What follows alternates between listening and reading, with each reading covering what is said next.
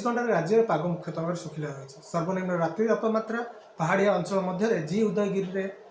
पाखापाखि 5.8 degree Celsius record कर समतल अंचल मध्य फुलबाणी ठारे 7 डिग्री सेल्सियस रेकर्ड कर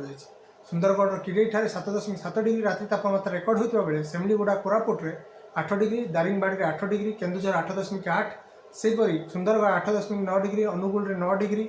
नवरंगपुर 9 डिग्री और राउल के जोटा भवानीपाट रोचे 9.5 डिग्री सेल्सियस रेकर्ड कर फुलबाणी में दृश्यमान दूरता 150 मीटर रही बेले घन कुहुड़ी दृश्यमान सेपरि केतक स्थान हालुका मध्यम धरण कुहुड़ी रोचे। बर्तमान जो देखा वायु चलाचल मुख्यतः भाव पूर्व दिगरू रोथबार जलीय बाष्पूर्ण वायु राज्य मध्य को प्रवेश करुच्ची और उत्तर उत्तर पश्चिम दिगरू शुष्क ठंडा वायुर प्रभाव दुर्बल होती तेणु रात्रि तापमात्रा गत 24 घंटे अनेक स्थान में वृद्धि पाई बेले आगामी जो रोचे 24 घंटा मध्य आहरी 2 ରୁ 3 डिग्री जाए वृद्धि होवार संभावना रही कारण जो आभ्यंतर ओडिशा खास करके एक पश्चिमा निम्नचाप रेखा प्रभाव में वायु चलाचल प्रभाव में मेघुआ आकाश रही प्रभाव शीतर प्रकोप कम खास करके जो 24 घंटा मध्य 2 ରୁ 3 डिग्री कम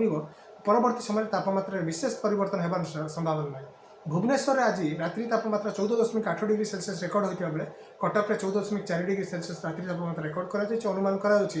आगामी जो रोचे 24 घंटा मध्य तापमात्रा आहरी सामान्य वृद्धि होगा और राज्य में प्राय शीतर प्रकोप कमिबार संभावना रही ता सहित किसी जिले में बर्तमान घन कुहुड़ी संभावना थी लक्ष्य करके येलो वार्निंग जारी कर जिला गुड़िक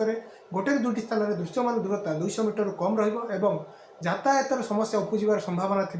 तेणु मध्यरात्रि और सकाळ समय जो यातायात करुँच जानवाहन गुड़िक से